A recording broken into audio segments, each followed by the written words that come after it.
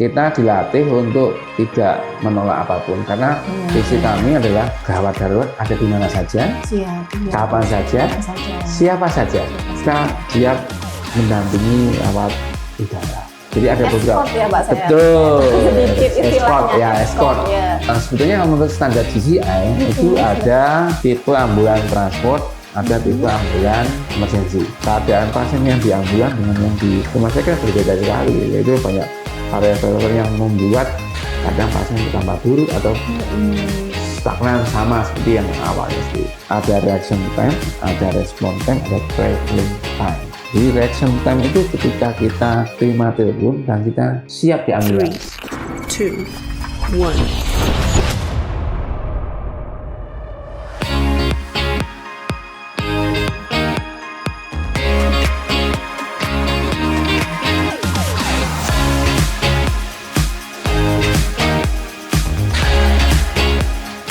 Gelombang suara kami akan meningkatkan kesehatanmu. Assalamualaikum warahmatullahi wabarakatuh. Salam sejahtera. Halo Sobat Sehat Sutomo. Berjumpa lagi di podcast kanal informasi dan edukasi Sutomo. Bersama saya Al-Huraisy. Pagi ini kita akan membahas sesuatu yang cukup menarik, yaitu mengenai pelayanan ambulans 118 RSUD Dr. Sutomo Terpadu. Dan di hadapan kita kali ini akan menghadirkan seseorang yang sangat luar biasa, yang ahli di bidang pre-hospital, siapa lagi kalau bukan Bapak Bebayon Idiatmadja, SST Nurse, atau yang akrab kita sapa dengan Bapak Yonas. Selamat pagi Bapak Yonas. Pagi Mbak. Apa kabar hari ini? Alhamdulillah sehat. Ya. Mungkin bisa disapa Sobat Sehat Sutomo, Pak. Hai Sobat Sehat Sutomo, apa kabar? Ya, nama saya Bebayon, kebetulan saya diminta untuk kita berbincang santai ya, ya siap. Tentang bagaimana pelayanan ambulans selama lebih kurang 30 menit ke depan ya Pak ya. Perlu diketahui Sobat Sehat Sutomo, Bapak Bebayon saat ini menjabat sebagai Kepala Unit Ambulans 118 sekaligus manajer pelayanan rujukan RSUD Dr. Sutomo. Nah, Bapak Yonas, sebelum kita melangkah lebih jauh nih tentang bagaimana pelayanan ambulans, kemudian mungkin SDM-nya, fasilitasnya dan sebagainya, bisa diceritakan mungkin Pak sejarah atau latar belakang berdirinya ambulans 118 RSUD Dr. Sutomo. Ya. Silakan Bapak Yonas. Ya, jadi sebetulnya pelayanan ambulan di Sutomo ini sudah berjalan agak lama.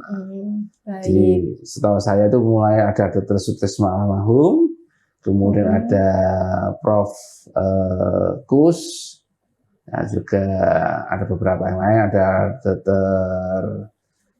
Alasesi juga ada yang di situ terlibat seperti itu. Nah, mereka ini sudah pensiun ya Pak ya? Nah, ada yang sudah meninggal juga, ada yang meninggal. Beliau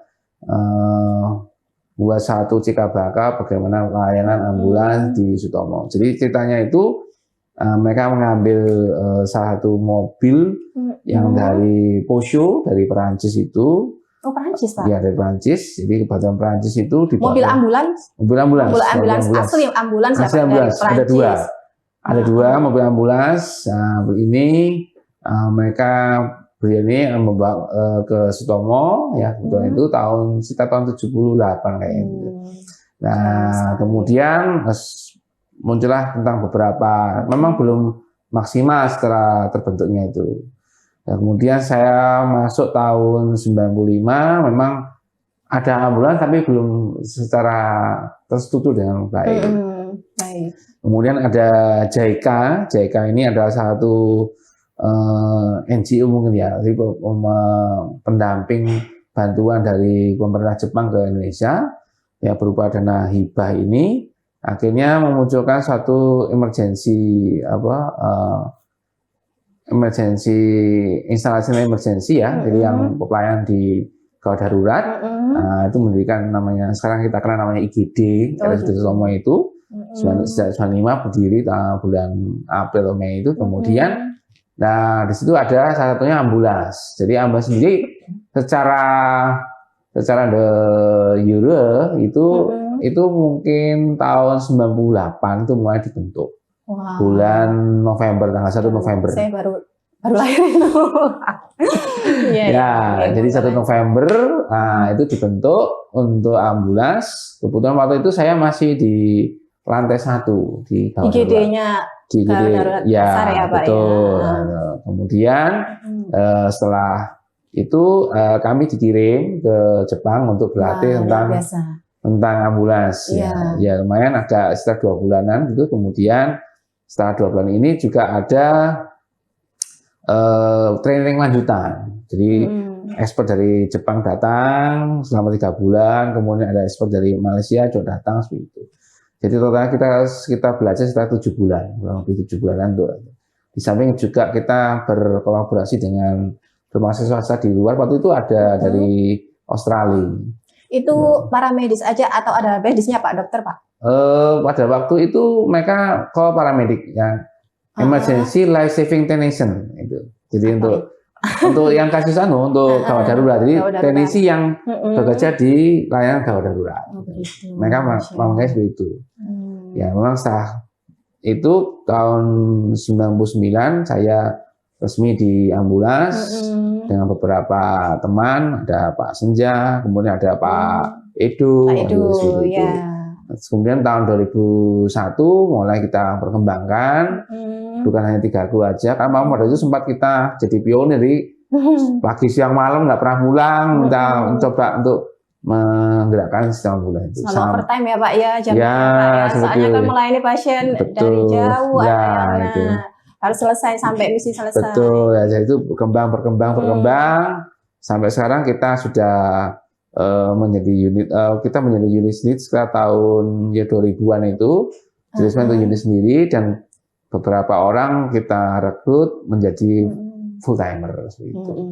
Ya memang butuh perjuangan. Kenapa? Karena full timer ya, karena memang harus ya melayani waktunya yang nggak tentu seperti itu. Terus ini Pak, untuk saat ini layanan ambulans 118 itu apa aja Pak? Misalnya orang awam itu seperti ini. Kapan saya harus pesan ambulan? Apakah bila ada kecelakaan atau menemani ke rumah sakit mana, perjalanan saya ke rumah sakit mana, mungkin seperti itu. Ya. Jadi ambulans ini Sutomo ini kayak orang bilang, wah kok semua dipegang semuanya ya. Misalnya memang kita dilatih untuk tidak menolak apapun karena visi kami adalah gawat darurat ada di mana saja, kapan saja, siapa saja. Nah itu yang kita pegang seperti itu. Jadi ketika ada event yang mungkin kadang-kadang event sepele ternyata ada gawat darurat juga. Gitu. Nah makanya di Sutomo ini kita di samping pelayanan gawat darurat mengambil pasien baik yang kasus-kasus yang trauma, yang misalnya jatuh, kecelakaan, bisa juga yang kasus non trauma, misalnya serangan jantung, pasien stroke. Nah itu beberapa yang bisa kita ambil seperti itu. Bahkan kadang-kadang kita datang ke tempat itu pasien yang harus kita lakukan RJP, biji jantung itu harus kita bawa ke rumah sakit. Itu yang untuk kasus darurat. Kadang ada beberapa permintaan itu mereka untuk menjaga event-event tertentu. Misalnya event-event olahraga. Siaga ya Pak, istilahnya jadi medis. Betul. Jadi medis. Kalau orang awam bilang P3K. Udah P3K juga kan itu kan artinya ada kecelakaan, tapi sebenarnya enggak itu juga. Bahkan event-event kayaknya sepele, misalnya pertandingan porseni. Ya, ada itu juga. Tapi ada juga yang mungkin bukan orangnya, yang anak-anak yang sakit, mungkin gurunya yang sakit itu ya, kita seperti itu. Karena juga ada event pernikahan pernah itu ya di Shangri-La, di mana beberapa tempat itu di hotel-hotel itu kita famous sekali berarti ambulans satu-satunya. Ya kurang lebih seperti itu.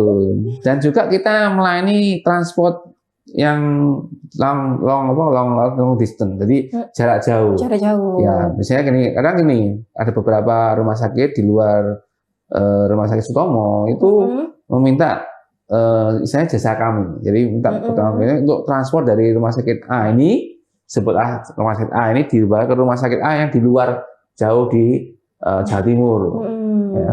Jadi pelayanan kita kan sampai ke Jawa Barat, ke arah Bekasi, ke Tangerang, kok yang ke arah timur sampai ke Lombok, ke Sumbawa, gitu. Sampai pulau-pulau ya Pak. Ya itu sih itu. Luar biasa. Jadi akhirnya ya banyak variasi, dan yang satu lagi kita siap mendampingi rawat udara.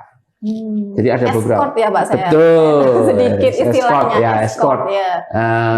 Escort ini pendampingan yang maksudnya pasien itu kita nggak mungkin pakai transport ambulan. Ya. Harus pakai pesawat komersial yang sebenarnya komersial. Mungkin kita belum bisa sampai yang khusus ya, tapi yang kita komersial. Jadi krunya itu mendampingi sama transport dari rumah sakit A, ya bisa di Sutomo, bisa di luar Sutomo, dibawa ke bandara, di bandara nanti dinaikkan pesawat komersial di bagian belakang, kemudian kita transport ke pulau lain, misalnya di Kalimantan, di Sulawesi, dan seterusnya. Luar biasa. Nah, ya. Untuk antisipasi misal Pak, kan kita nggak pernah tahu kondisi lapangan seperti apa ya Pak, mungkin kru pada saat pesan mungkin tanpa ada background sakitnya pasien seperti apa. Ketika di lapangan ternyata ada penyakit penyertanya atau mungkin bahkan penyakit menular. Nah, untuk antisipasi atau mengatasi hal demikian seperti apa? Ya, jadi pertama kita punya namanya call taker. Call taker. Kalau di tempat kami. Program baru Pak ini Pak? Ya. Sudah berjalan? Masih baru. Masih baru ya? Sebenarnya awalnya itu kita namanya radiomedik. Radiomedik. Nah, radiomedik ini kita latih bagaimana cara menangani pasien pertama kali, ada keluhan apa dan sebagainya, kita ajari ya. Kadang secara learning by doing ya, sambil jalan ya. Oh ini kurang ini kita perbaiki, semakin lebih baik. Ya, mereka melakukan screening dulu, kita screening, misalnya yang simple, nama dan sebagainya, kemudian keluhannya apa dan sebagainya, kita ada sudah tahu. Itu satu ya, dari screening itu kita tahu. Screening dulu. Udah bayangan pasien ini pasien apa? Nah itu kan itu. Yang paling complicated ya kita berpikir pasien ini justru berbahaya apa enggak. Nah, itu kan menular apa tidak? Ya, betul. Nah, yang kedua kan juga ketika sudah kita bawa sampai ke ambulan, kemudian berangkat. Nah, di tempat ambulan kami sudah disediakan alat khusus untuk proteksi. Ya, kalau dulu zamannya COVID kemarin itu sampai ada level 3 disiapkan hazmat di tempat itu. Ya, tapi kalau sekarang kita masih di level 2 lah. Jadi ada masker, ada gaun, ada caps gitu untuk proteksi, ada gloves untuk sarung tangan gitu seperti itu. Jadi ketika kayak yang berbahaya, yang sifatnya itu penularannya ke airborne disease ya. Nah, itu kita pakai minimal kayak N95. Karena memang ada beberapa kasus ternyata waktu kita anamnesa ternyata kok mengarahnya ke aerosolisasi gitu ya, kondisi akhirnya berpikir kita pakai N95 seperti itu. Jadi kira-kira ada 2-3 lapis kita evaluasi. Terus fasilitas di ambulans 118 itu seperti apa Pak? Misalnya di unitnya itu kan pasti alat medisnya lengkap ya Pak ya. Alat medisnya seperti apa? Kemudian mungkin SDM-nya mungkin Pak? Ya. Jadi sebetulnya menurut standar GCI itu ada tipe ambulan transport, ada tipe ambulan emergency. Oh begitu. Ya, emergency biasanya dikasih label merah. Kalau yang transport labelnya kuning. Ya, transport ini biasanya untuk kasus-kasus yang sifatnya normal, tidak ada kegawatan dan sebagainya ya. Tapi masih butuh ada alat tambahan gitu, ada oksigen. Tapi kalau yang merah, yang gawat darurat ini sudah penuh alatnya. Kita kenal namanya ABC ya. Bukan kecap loh ya. Dari A itu RW, jalan napas, kemudian ada breathing, ada pernapasan. Kemudian sirkulasi, hubungannya dengan cairan infus, pasang infus dan sebagainya. Kemudian kita ada alat untuk stretcher, untuk ngangkat pasien, seperti itu ya. Kemudian ada tali dan sebagainya, kalau evakuasi dari ketinggian, kalau jatuh dari ketinggian kita evakuasi, ataupun dari lantai 2 yang tangganya lurus, itu kita ada acara seperti itu. Nah, itu adalah yang kita siapkan. Nah, pemikiran kita itu bahwa karena gawat darurat itu di mana saja, kapan saja, siapa saja. Oleh sebab itu kita siapkan yang gawat darurat. Tidak mungkin saja ketika pasien itu ternyata, saya baik-baik aja, saya mau kontrol gitu kan, ya, transport. Nah, kemudian dia berubah keadaannya. Nah, itu punya sudah siap gitu, dengan alat. Nah, itu untuk peralatannya. Standar GCI ya Pak? Ya, sebetulnya memang mungkin tahun depan akan ada GCI juga untuk evaluasi itu. Menuju akhir tahun kita juga ada CARS gitu ya. Iya benar.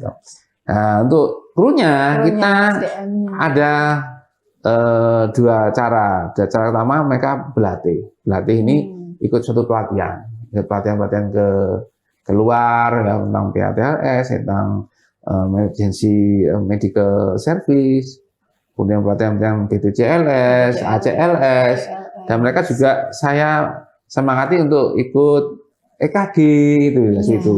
Karena ya harus tahu, kadang-kadang emergency kita nggak mengandalkan harus telepon dulu, kadang kita harus tahu bagaimana kegawatannya seperti itu. Bahkan untuk kasus-kasus pediatrik ya mereka juga dibekali tentang ilmu pediatrik. Betul, ya, seperti itu. Sertifikatnya juga. Nah, kemudian yang kedua adalah mereka 3 bulan sekali kita lakukan namanya DRK. Refleksi kasus. Ya, diskusi ya Pak. Betul. Jadi misalnya teman-teman ini biar update ya. Oh, kasus apa? Ini bedah. Ya, banyak kasus trauma. Kalau trauma ini trauma apa? Kita satu kru ini mereka mau presentasi.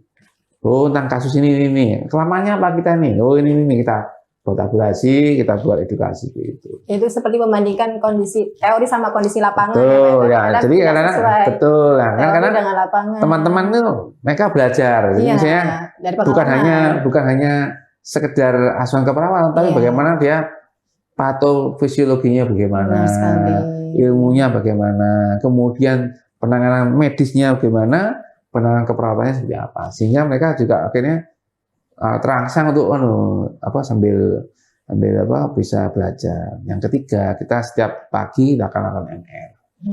Kasus-kasus itu meskipun tidak ada pasiennya, karena pasiennya kan di transport. Iya. Nah, tapi ternyata dibahas apa yang kita lakukan gitu.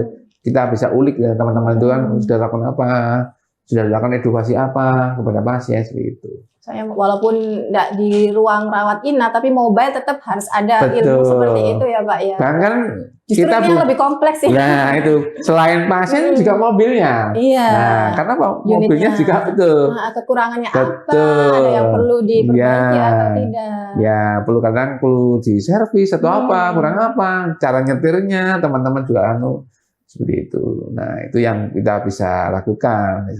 Yang keempat, yang inovasi kami kita lakukan namanya pasang CCTV.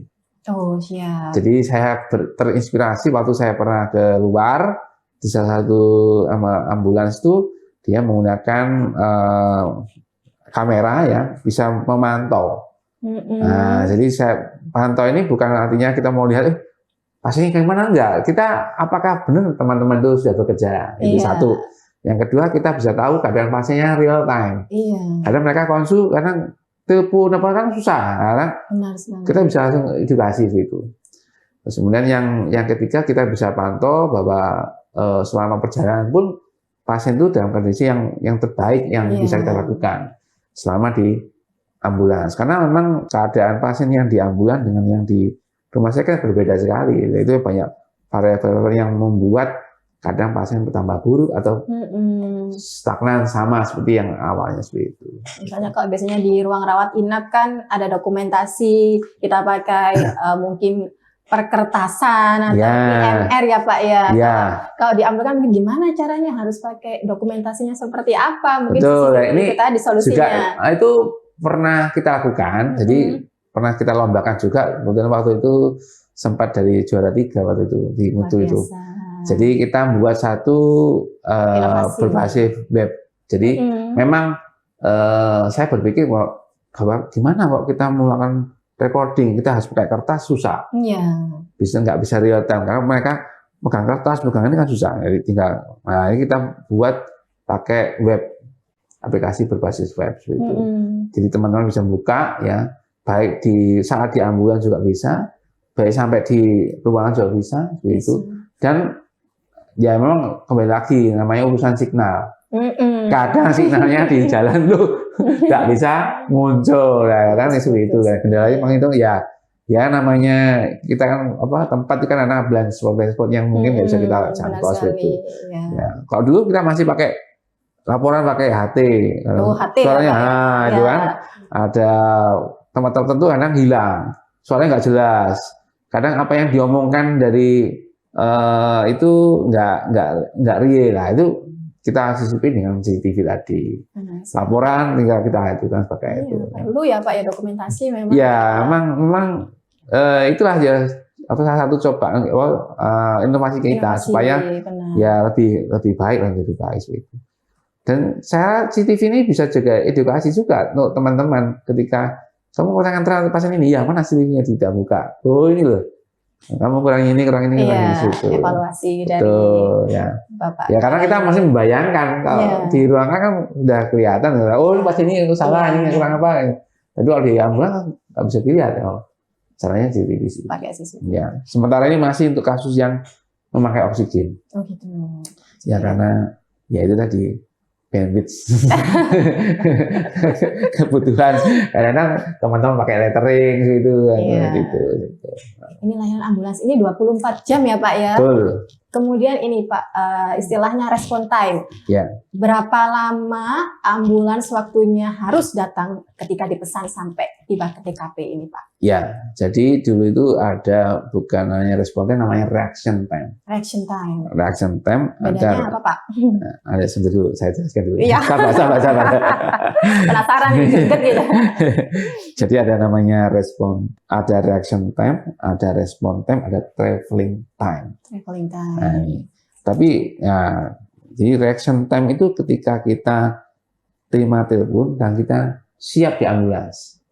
Nah, belum sampai di TKP ya belum, Pak? belum. Kita belum anu. Jadi responnya. Kan, ini contoh yang real ya. Kadang-kadang ya namanya manusia ya, kadang-kadang stres belum apa, pasiennya kok susah banget, pasiennya gemuk, jatuh dari posisi di plafon, mereka udah stres kan. Itu kan juga mempengaruhi reaction time. Benar sih. Ya seperti itu. Mungkin ya namanya kadang-kadang sudah dipanasi, ternyata mobilnya waktu starter nggak maksimal, ya, belum bisa ya itu juga perlu. Ini kan perlu, nah itu akan delay dan agak memanjang, itu namanya reaction time. Setelah kita berangkat itu namanya respon time. Jadi ketika hitungnya dari mana? Jadi kita terima telepon sampai apa yang kita lakukan itu namanya reaction time. Terima telepon sampai krunya berangkat namanya respon time, hospital respon time. Kemudian kita terima telepon sampai kita sampai ke tujuan namanya traveling time. Nah itu. Ya rata-rata kita membuat satu batasan waktu itu sekitar 20 menit. Maksimal 20 menit ya. Memang kenapa? Karena memang kendala kita adalah di substation. Kalau di beberapa tempat di luar negeri itu mereka punya substation. Nah, itu yang kalau dia banyak substation kan mudah menjangkau. Misalnya kecelakaannya kejadian di daerah Tunjungan, nah gitu kan. Terus kita ke sana butuh waktu sekitar 20 menit. Tapi kalau kita punya ada station yang lain, kita bisa calling, dia bisa mengambil itu. Nah, memang kendala karena kita masih di base hospital. Jadi base-nya hospital seperti itu. Nah, mungkin nanti ke depannya kita bisa kerjasama dengan di Surabaya ini ada 112. Nah, 112 ini juga layanan emergency, ya mungkin kita bisa kerjasama. Beliau di sana itu sebagai tim basicnya, setiap rumah sakit di Surabaya nanti bisa jadi tim advance-nya. Ini yang berlaku di luar seperti itu, di luar negeri sudah ada yang ambulan basic jalan, ada ambulan advance yang datang seperti itu. Dan krunya sudah terintegrasi dengan baik. Ini masih proses, prosesnya agak panjang gitu. Masih butuh waktu. Iya betul ya, karena memang sinergitas antara sistem juga sistem dari rumah sakit kami, itu juga sistem di layanan di pemerintah kota itu juga pengaruh.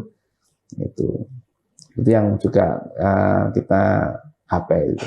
Tapi juga pernah kita dalam waktu kurang dari 5 menit kita sampai tempat bisa. Nah, gitu. Seperti itu. Jarak mempengaruhi jarak, kemudian kondisi jalanan ya, Pak. Betul. Lah kadang jarak ini juga jarak dan juga tipikal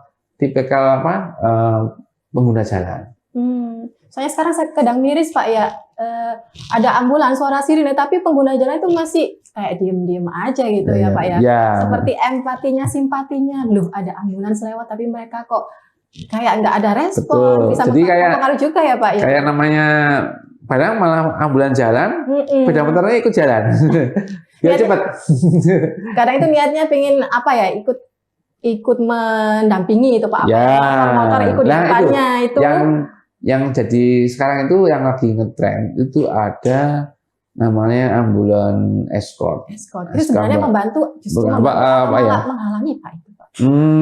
Kalau menurut kami ya, jadi secara undang-undang juga bahwa sebenarnya ambulan itu nggak perlu pendampingan. Nggak perlu. Ya, kenapa? Satu ya, jadi kita udah ada undang-undangnya. Undang-undang pertama adalah yang didahulukan adalah kereta api, pemadam kebakaran. Pemadam kebakaran itu kan Pemadam kebakaran. untuk umum lah. Yang kedua adalah ambulans.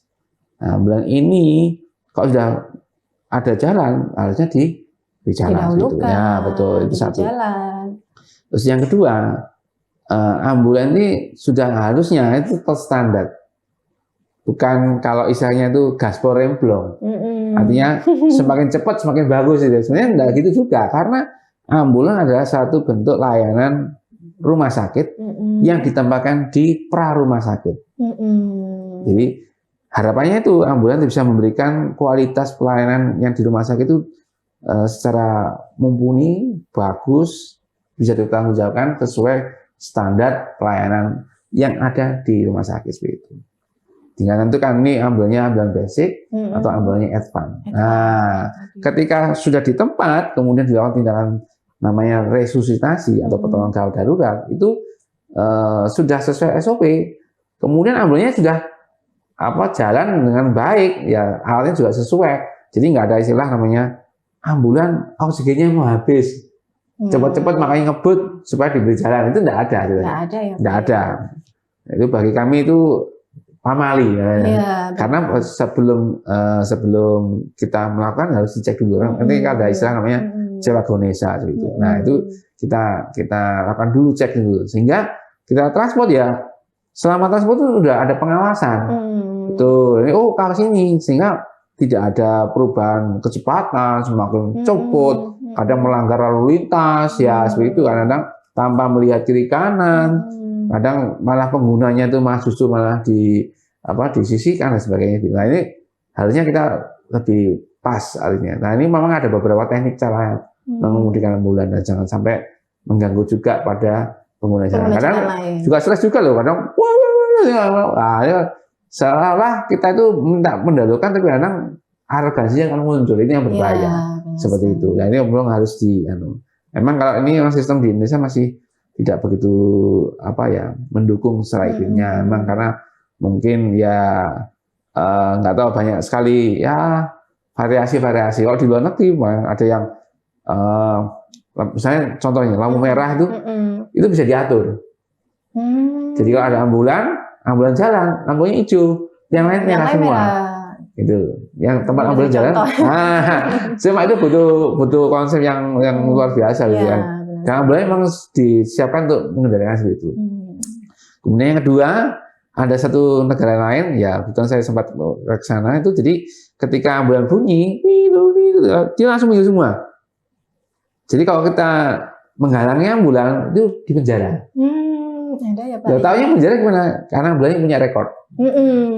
Di rekor cepik di situ. Gitu. Ada negara lain bukan di penjara tapi didenda. Dendanya sekitar $300 sampai $500 gitu. Itu kan cukup lumayan. Ya. Ya itu. Ya, begitu dikasih suara tetap nggak minggir, langsung di foto dikirim ke ternyata nomor kepolisian, ya. Nomor kendaraan. Masalahnya kadang-kadang sekarang polisinya nomor polisinya di belakang nggak ada. Kan ada itu kan, gitu kan. Dan di foto nggak ada, loh kosong, nah, gitu. Tapi ya ini memang edukasi itu perlu kita lakukan. Kadang mereka juga akan mengerti, sudah mulai mengerti. Beberapa orang sudah mengerti. Sebenarnya kalau menurut hemat kami, sebenarnya ambulan tuh nggak usah terlalu kenceng-kenceng, nggak juga pelan-pelan, tapi stabil. Karena pada saat di ambulan itu pasiennya sudah dilakukan monitoring, berikan oksigen, pasang infus, kalau perlu medikasi, ya kita kalau ada protokolnya bisa berikan medikasi, kita bisa berikan medikasi. Bahkan beberapa ambulan yang advance itu bisa melakukan tindakan life saving, misalnya pertolongan yang untuk pasien yang ada gangguan saluran nafas itu bisa dilakukan intubasi.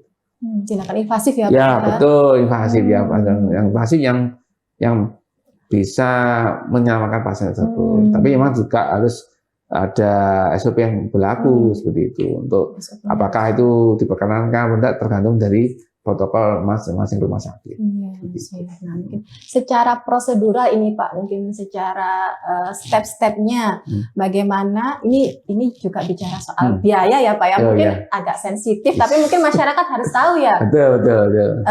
Prosedurnya gimana dari sejak ambulan itu dipesan, kru berangkat sampai selesai mengantar pasien, sampai kembali lagi ke rumah sakit, sampai administrasinya selesai itu seperti apa Pak prosedurnya? Jadi peran kami itu kan di samping gawat darurat juga ada yang non gawat darurat, transport saja. Tidak menutup kemungkinan juga orang itu tidak mampu. Bisa juga pasiennya mampu seperti itu. Intinya pada saat peran kami ini berbayar memang. Karena memang dari garisnya rumah sakit memang peran ini berbayar. Tapi bisa juga setelah terjadi itu ada yang tidak membayar juga ada seperti itu. Ya, jadi intinya kalau ketika emergensi ya ketika tahu emergensi itu tetap kita jalan dulu ya. Kita namanya kan kita mencari respon time tadi ya. Traveling time-nya sampai ke tempat ya secepat mungkin. Asap as soon as possible ya, secepat mungkin kan itu kan ya. Sampai tujuan, kadang pasien tersebut bisa evakuasi. Kadang sudah maaf meninggal dunia. Jadi kita sampai di situ ternyata kita lakukan registrasi dan sebagainya ternyata nggak berhasil itu seperti itu. Nah, bagaimana pembayarannya? Ya tetap kalau memang biaya tetap kita caskan seperti itu. Jadi setiap pengguna itu membayar ke rumah sakit lewat web link namanya. Web link itu ada untuk pembayaran setiap permintaan panggilan gitu. Tapi enggak, kadang permintaan panggilan itu kecelakaannya ada di depan rumah sakit juga ada setting itu. Jadi depan situ kita nganggo itu ya tetap masuk laporan, tapi istilahnya masih dalam lingkup rumah sakit. Jadi istilahnya free aja gitu.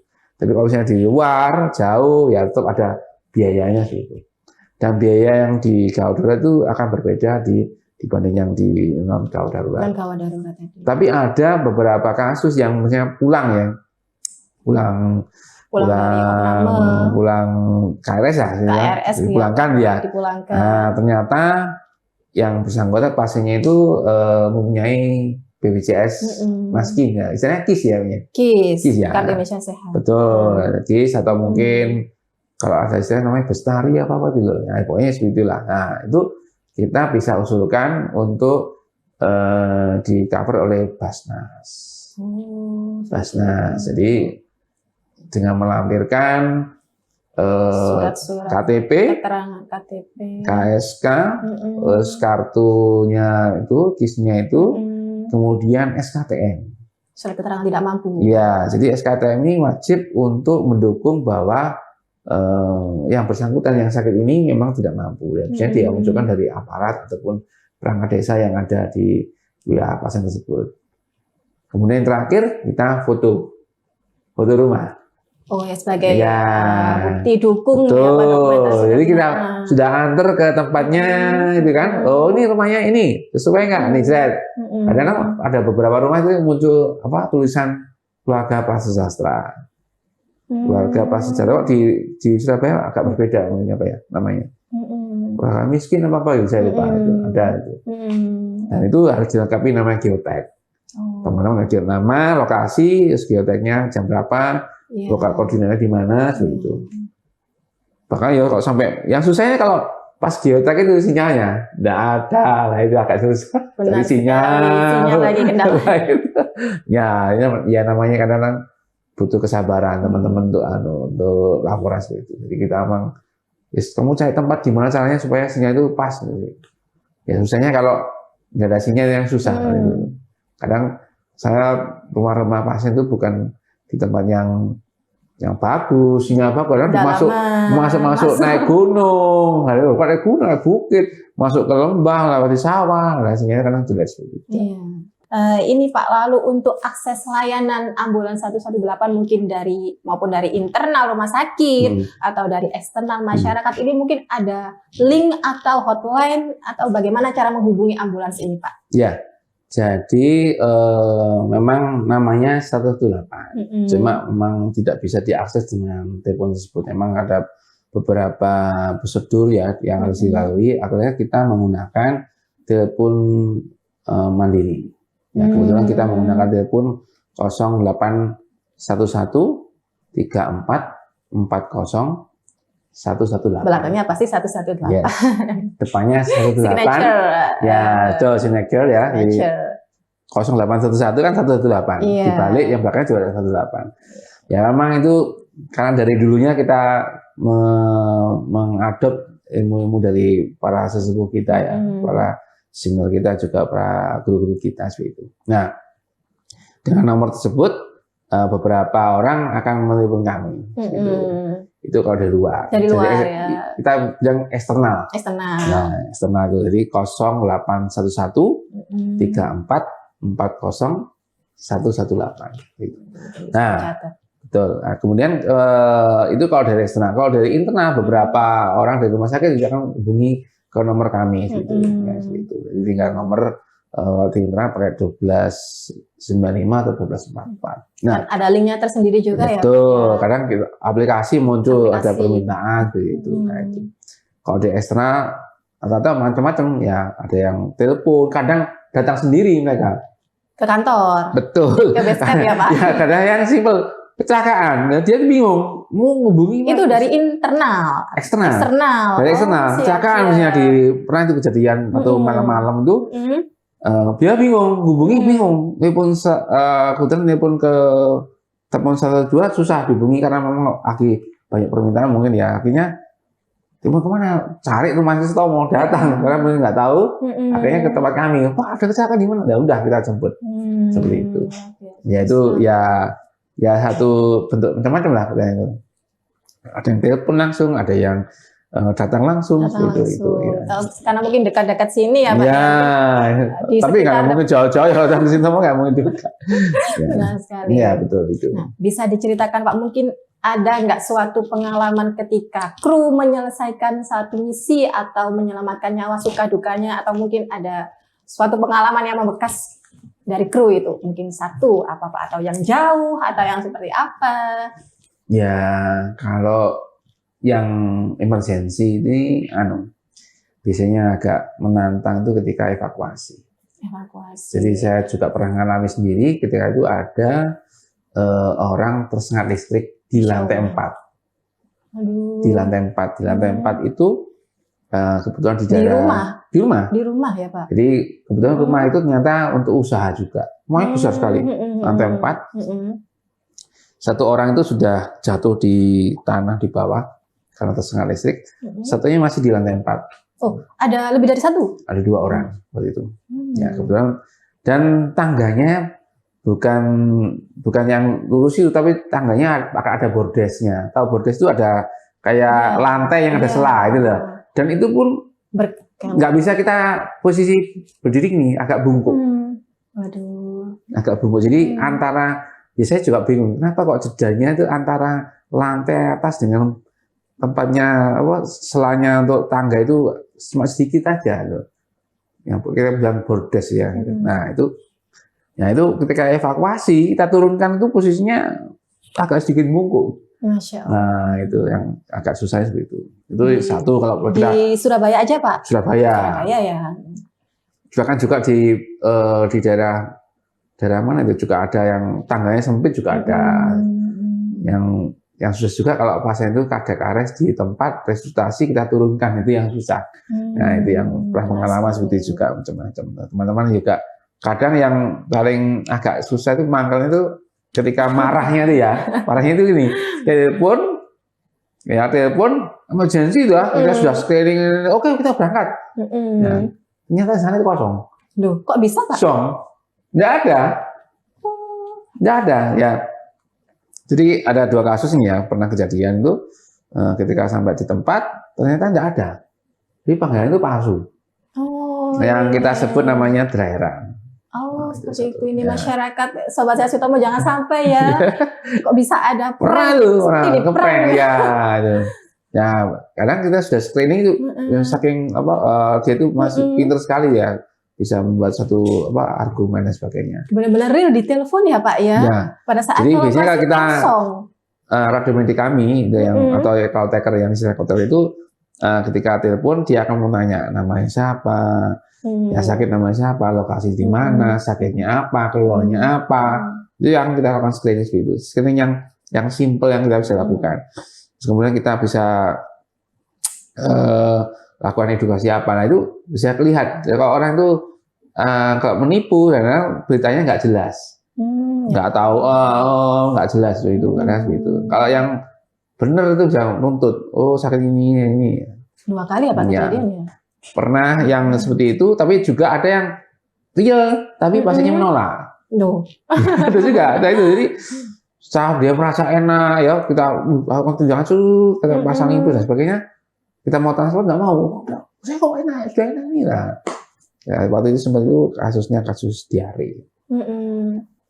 Setelah kita masuk, Pak ini kita sebentar masukkan dulu ya, Mas Impus. Masukkan kira-kira setengah botol itu. Nah kemudian kita mau transport, kok rasanya gue enak ya saya ini nggak jadi. Jadi sudah akhirnya kita lepas seperti itu. Bisa ya Pak seperti pasien menolak akhirnya Banyak batal ya, untuk betul. ditransport. Akhirnya ya tetap harus Ada hitam di atas menolak. putih. Alasannya apa karena seperti itu. Nah itu yang kadang pasien-pasien yang batal yang kadang itu ya juga jalan seperti itu. Atau alamnya nggak jelas. Nah, ada muter-muter masuk perumahan nyata ada portal nggak jadi buka ya Mbak, kunci pulang ya satpamnya pulang lah perjuangan sekali. Apa bener ada pasiennya nggak ada, tapi kita mau akses itu susah aksesnya ya. Maka kadang ketika emergensi kita edukasi sama keluarga, Mak Bu tolong jangan keluar, nanti posisi di mana, jadi kita bisa akses. Memang ada beberapa kali permintaan tuh kalau emergensi biasanya mereka Sherlock. Iya. Ya. Memang lebih tepat enak Sherlock ya. Ya. Tapi sekarang itu yang lucunya itu pernah jadi kejadian kita berangkat satu kru memakai provider lain, satunya provider lain. Ya. Ketika masuk ternyata ini sudah bilang belok kiri. Yang satunya. Enggak. Lagi kita bukan. Ya benar satunya lagi gitu ya. Ya itu satu perangkat juga ya. Kan? Iya. Itu gitu. Kadang ya dulu itu masih pakai map ya, tapi sekarang udah pakai GPS. Gitu. Jadi memang 2 hal itu Pak ya, yang kesulitannya pertama harus evakuasi pasien dulu, yang kedua baru menangani kasusnya seperti apa. Jadi memang krunya ini memang harus benar-benar kompeten. Evakuasi, tangani kasus ya Pak. Ya itu ya. Kadang seperti itu kadang. Ini harapannya Pak, inovasi ke depan mungkin ada yang belum tercapai atau yang perlu dikembangkan dari ambulans 118 kira-kira apa Pak? Ada nggak? Ya, sebetulnya memang banyak ya, banyak. Ya, karena kebetulan saya ya baca-baca jurnal, pernah ke satu stasiun tertentu ya. Jadi itu keinginan kami adalah bagaimana pelayanan rumah sakit di Surabaya ini lebih dikenal dengan baik. Satu, yang kedua ambulannya standar. Kayak selama ini kita lihat ya, yang kita lihat bahwa banyak sekali yang mungkin ambulans itu hanya bertulis ambulans. Ambulans kayak apa, ada yang ambulannya warnanya berbeda-beda seperti itu, tapi nggak standar, entah itu isinya.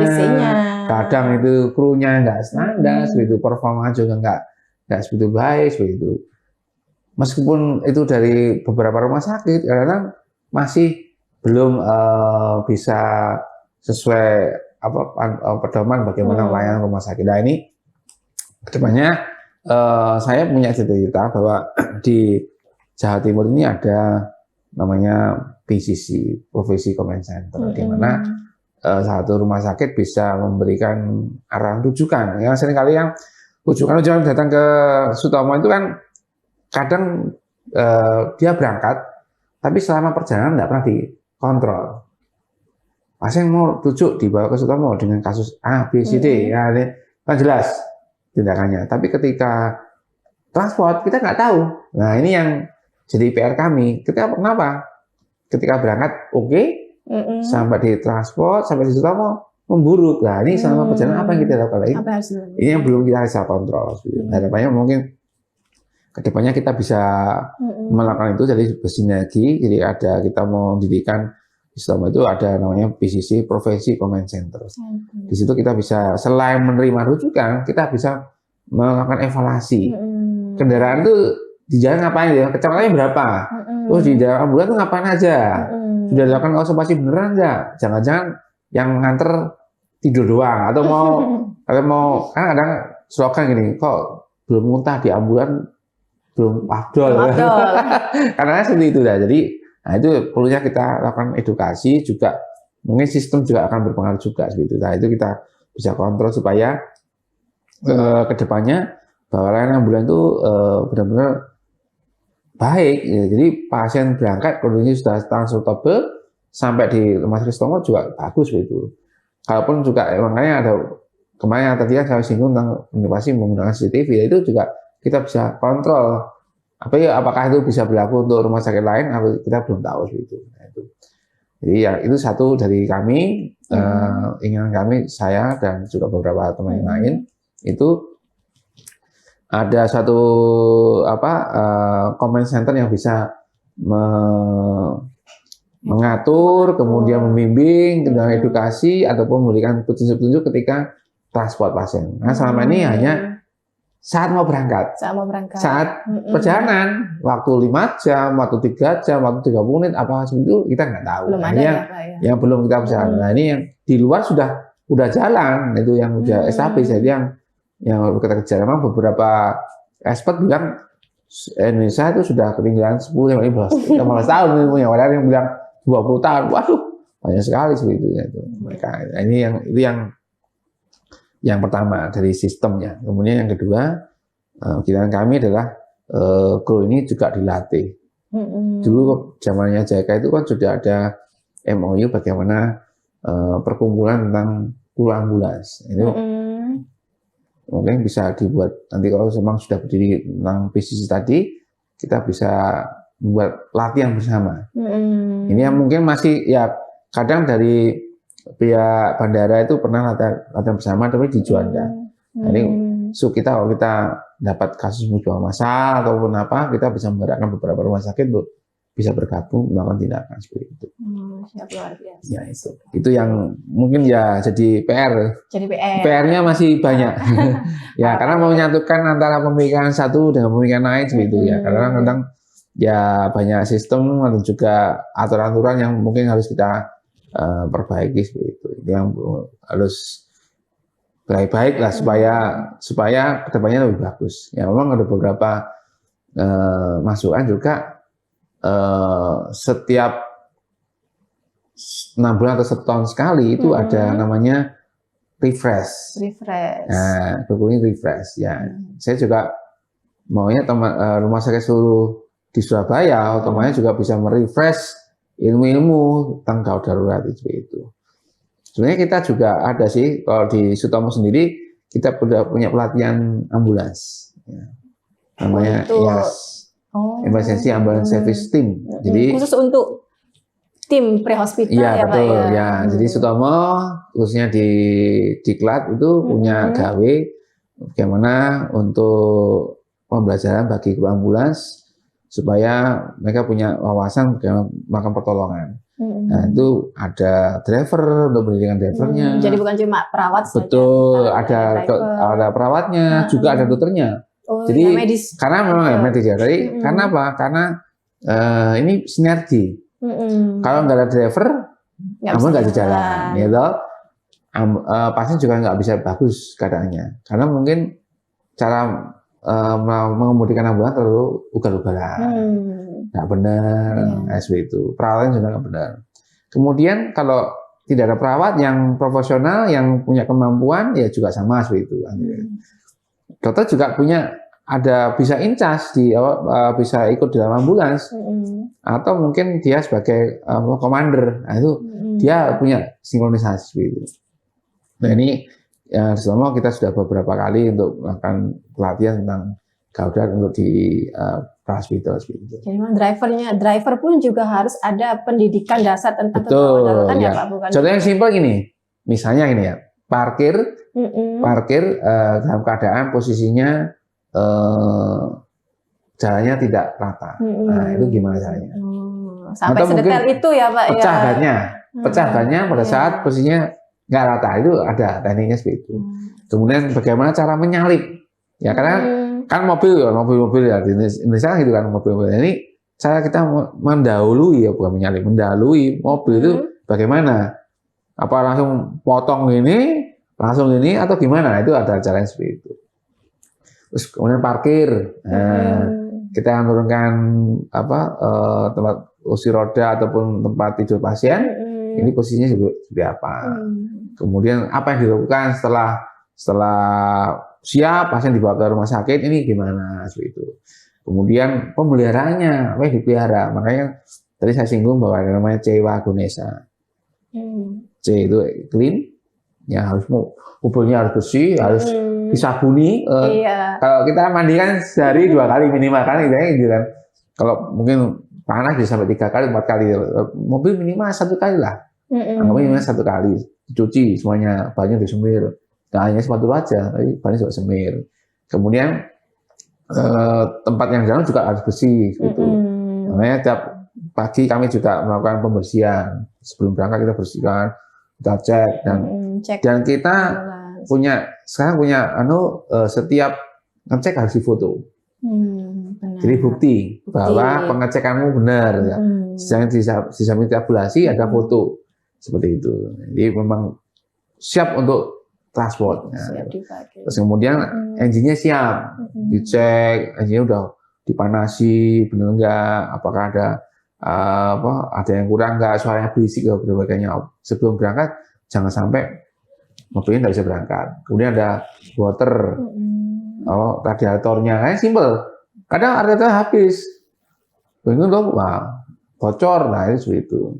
Kemudian ada oksigen, ini yang seringkali orang-orang, oksigennya habis di ambulan, nah ini kita nggak boleh. Harus kita prediksikan. Nah, jadi kalau Mas saya bilang tadi kita sempat transport ke arah Lombok, kita nggak hanya menggunakan oksigen tabung, tapi ada namanya ada mesin khusus yang membuat oksigen. Oh, seperti itu. Ya, kalau di rumah sakit kan sentral kan nggak habis. Betul, kan sebenarnya dia oksigen cair. Gitu, tapi kalau di ambulan kan nggak ada oksigen cair. Oksigennya oksigen tabung itu yang paling besar kan 6 kubik itu ya. Tapi karena beberapa destinasi itu, beberapa tujuan itu nggak kita harus sampai ke sana berapa puluh jam, dan keadaan pasien itu membutuhkan oksigen yang tinggi sehingga pemakaian oksigennya cepat habis. Nah, itu kita kombinasi dengan alat untuk pembuat oksigen tadi seperti itu. Nah, kemudian setelah itu kita juga cek untuk BBM-nya. Nah, kita punya slogan bahwa jangan sampai BBM itu di bawah separuh. Jadi separuh isi. Ya. Karena beberapa kejadian itu kita nganter pasien karena di tempat itu nggak ada pom bensinnya. Nah, ini kan kita turun. Nah, ini karena teman-teman harus benar-benar untuk ngisi dengan baik. Kemudian juga ada electricity, ya, listriknya harus bagus. Ada kan di ambulans juga ada inverter untuk ngecas, monitor dan sebagainya itu. Nah, itu juga. Terus kemudian alat untuk dongkrak, kemudian kunci bank, karena simpel tapi itu dibutuhkan pada saat. Memang harus ya Pak. Karena pernah kejadian kita transfer pasien, kebetulan waktu itu menggunakan alat bantu nafas, banyak pecah. Waduh. Udah nah, krunya satunya di atas ngopeni pasien, satu lagi membantu driver. Kan ada 2 kan, 2 perawat sama 1 driver. Nah, 1 perawat ini membantu drivernya untuk ngeban, untuk menurunkan ban, ganti ban. satu lagi ngurusin pasien. Nah itu. Iya. Ya itu makanya teman-teman juga yang perawat di ambulan kita latih untuk bisa kemudi, bisa ganti ban juga lah. Selain pasien juga kendaraannya Ya, yang itu. harus diopeni ya Pak. Iya, ya. ya betul. Nah, itu yang karena memang nggak bisa diprediksi ya, namanya kita di jalan Iya. ya, sesuatu bisa terjadi seperti itu. Bahkan kadang-kadang bisa terjadi ambulan mengalami gangguan. Udah dicek beneran, ternyata tetap aja ada yang namanya mekanik ya, ada yang rusak dan sebagainya. Itu yang kita harus bisa mental kita. Nah, itu mental kita. Iya. Kadang-kadang udah kena gitu, aduh, itu gimana kayak orang Jawa bilangnya apa ya? Mutung ya, misalnya apa mutung itu kayak orang udah gimana nggak boleh gitu. Stresornya harus duluan. Harus kita Down duluan. optimis terus ya Harus itu. optimis. Ya itu yang perlu kita tanaman juga teman-teman seperti itu. Yang terpenting jangan lupa setelah selesai tindakan yang pasien dicek lagi. Dicek lagi. Nah, ini saya kira teman-teman kadang, oh ini belum dibungkus, belum dibersihkan. Tapi tidak menutup kemungkinan juga karena sudah lewat. Kadang teman-teman itu pulangnya sampai malam ya, pernah ngantar pasien ya, jaganya pagi. Pulangnya mau. Pulangnya dini hari. Overshift ya Pak ya, overtime. Pulangnya dini hari. 24 jam lebih.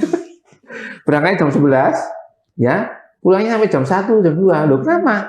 Loh berangkatnya aman, tapi pulangnya ternyata ada kecelakaan, sehingga jalannya nggak bisa kenceng, nggak bisa standar, akhirnya membuat panjang. Meskipun hanya bayar sampai lewat ya, karena tadi jalannya sempit, kebetulan ada kecelakaan, ada perbaikan jalan, lalu udah akhirnya memanjang. Teman-teman pulangnya jam 3, jam 2 gitu, sampai udah ngantuk. Besok jaga pagi. Ya emang nggak bisa apa ya? Ya, karena usia itu ketahanan fisik, mental ya. Nah, itu memang harus ya namanya di ambulan seperti itu. Tapi jalannya adalah seperti itu. Tapi enaknya apa? Kita bisa fresh. Ketemu ke rumah sakit lain, bisa ketemu ataupun nambah pengalaman. Betul, juga ketemu berbagai tipikal orang. Umumnya kan ada yang mobile ya Pak ya, pekerjaannya nggak cuma stagnan di satu ruangan di rumah itu. Sakit seperti itu. Ya, kadang ya sampai makan, sholat aja di mobil, kadang mampir kalau bisa masuk ke mampir ke masjid ya itu bisa masalah. Tapi kalau nggak bisa ya kadang sampai jalan seperti itu. Itu melewati itu. Itu kan tadi kan harapannya ya Pak ya, inovasi yang belum tercapai, harapannya ke depan. Nah, mungkin nih poin terakhir nih Pak, mungkin sampai saat ini layanan unggulan ambulans apa? Tadi kan kedepannya inginnya seperti ini. Nah, kalau sampai saat ini yang istilahnya digadang-gadang, ditonjolkan, ikonik dari ambulans 118 itu apa Pak? Ya, sebetulnya ya kita mencoba yang sudah tercapai ya maksudnya. Jadi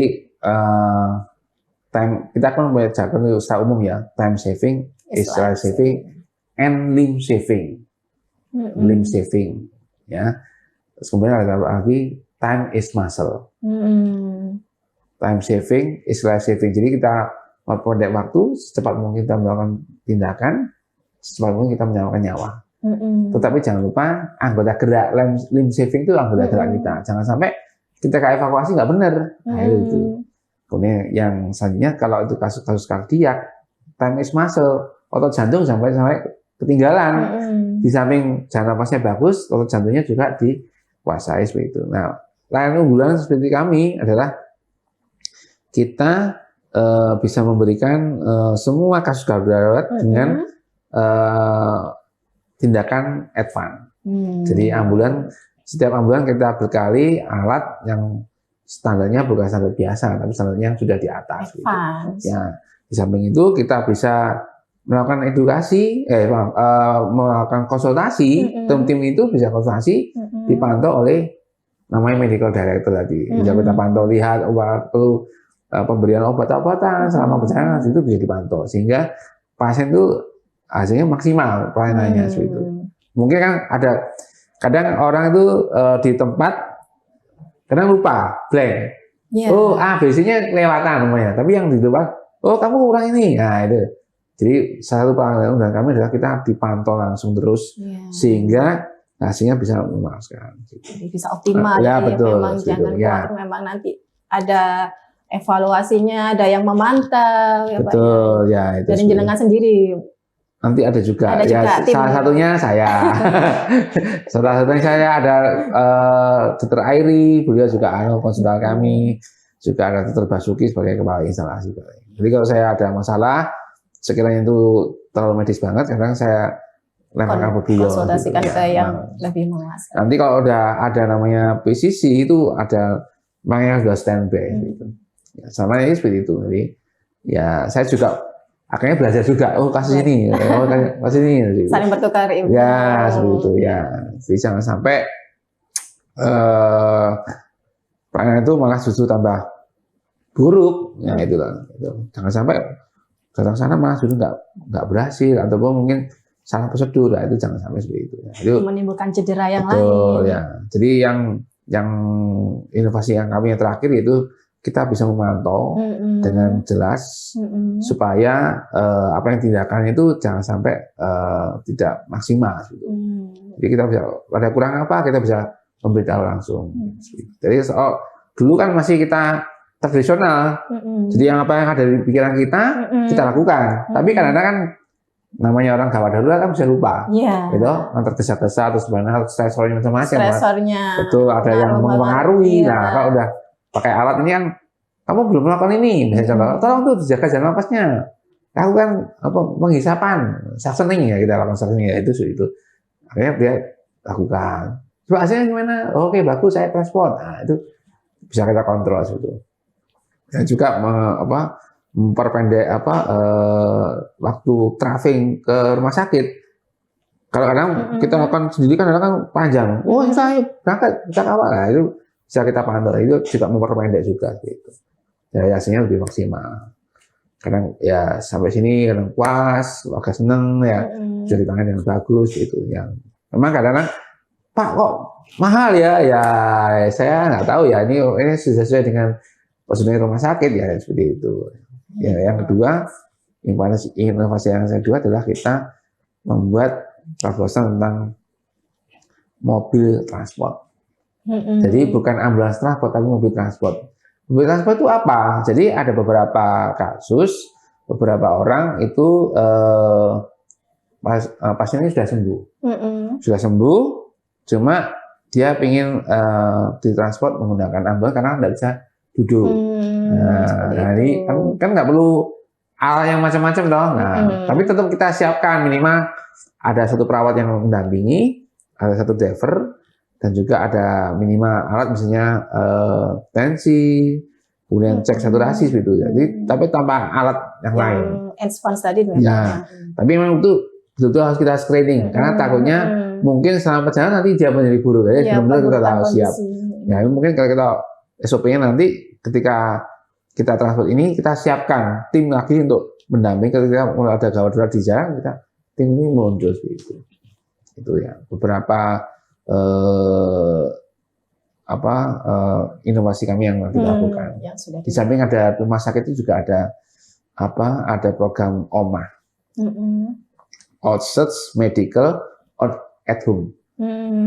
Jadi misalnya kayak pelayanan pasca rumah sakit. Nah itu. Nanti kalau misalnya ternyata itu waktu kunjungan rumah ternyata itu ada perburukan, nah itu tim kami akan diminta untuk datang. Jadi kita membackup itu. Jangan seperti itu. Itu sih dari kami untuk inovasi beberapa ini. Mencoba ya supaya mungkin nanti kedepannya mungkin ada lagi misalnya krunya sama-sama dilatih, saling satu kepikiran, satu prinsip penanganan seperti itu. Tapi memang butuh proses dan juga sedikit usaha yang luar biasa itu. Karena memang kadang-kadang ya tahu sendirilah di Indonesia itu kan kadang peraturan masih belum bisa kadang bisa ganti. Iya. Ya, Kebijakan yang agak susah yang harus kita cermati itu kan jangan sampai kebijakan itu berbenturan dengan apa yang kita lakukan itu ya. Ini harus kita sesuaikan dengan baik sih. Tapi prinsip-prinsip pelayanan hospital jangan sampai ketinggalan gitu ya. Itu kita juga punya tim WA group ya untuk kaos darurat itu yang kita bisa lakukan untuk memudahkan koordinasi ya Pak itu. Bapak mungkin ada istilahnya closing statement mungkin yang menggambarkan tim ambulans 118 ini apa Pak? 3 kata yang menggambarkan ambulans 118 RSDS. 3 kata aja. Ya. Sedikit. Aku mau loh itu aja. Itu 1 kata, 2 kata, 3 kata. Menjadi lebih baik. Luar biasa sekali, menjadi 3 kata ya. lebih menjadi, baik. Ya, menjadi lebih 3 baik. kata. Menjadi lebih baik artinya gini. Kita akan memberikan satu pelayanan. Ini ya contohnya. Saat ini kita bisa memberikan di level 3. Ya. Besoknya akan berusaha menjadi level 4. Terus kita menggali ya. Makanya kita gali apa yang kita bisa maksimalkan untuk warga. Bagaimana pelayanan prahospital ini bukan hanya ambulan cepat-cepat aja berangkat, bukan itu, tapi kita bisa memberikan yang maksimal sehingga pasien itu yang sekiranya ada masalah ketika transport ke rumah sakit itu sudah ditangani di ambulan. Contoh yang simpel, misalnya pasiennya sudah sesak napas, kita berikan oksigenasi bagus, sampai di rumah sakit tinggal teruskan. Nah, karena sudah dilandasi dengan baik. Sudah ditangani pertama, penanganan pertamanya. Betul. Ketika maaf ya, mungkin sampai di tempat itu pasiennya ada kegawatan, kita lakukan pijat jantung, pasang oksigen dan sebagainya. Kemudian pasang kalau bisa intubasi, kemudian dibawa ke rumah sakit. Kemudian teruskan, udah bagus. Nanti bisa jadi seperti itu. Menjadi lebih baik. Luar biasa sekali. Saja, simpel saja, menjadi lebih baik. Menjadi lebih. Ya, bisa itu sokan ya apa kita berusaha ya. Kebaikan kan tidak ada salahnya. Memberikan yang terbaik dan berusaha menjadi yang lebih baik. Iya, itu. Baik terus diperbarui ya. Kadang baik yang sekarang belum tentu baik yang ke depan. Benar sekali, Bapak.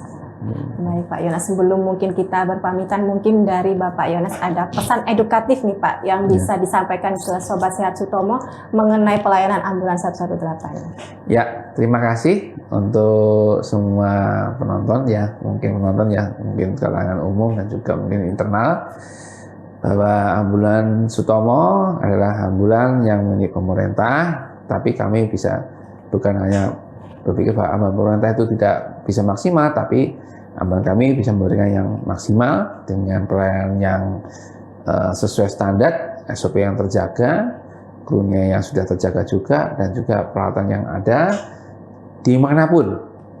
Dan kita punya jangan bahwa kita akan layani kemanapun, siapapun tidak memandang bulu ya. Tidak pilih mau ke rumah sakit mana, tidak ada. Jadi kita akan terus layani kemana saja, ke tempat mana saja, ya, ataupun siapa saja kita layani.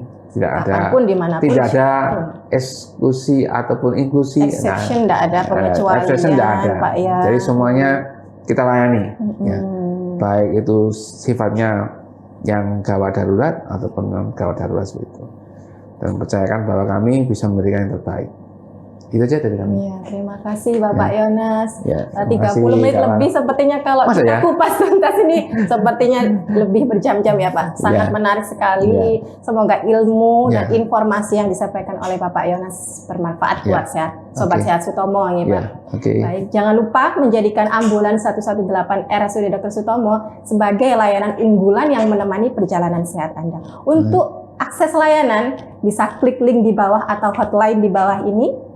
RSUD Dr. Sutomo menjadikan ambulans 118 bukan sekedar kendaraan, melainkan penjaga waktu dan pelindung nyawa, sebab time saving is life saving.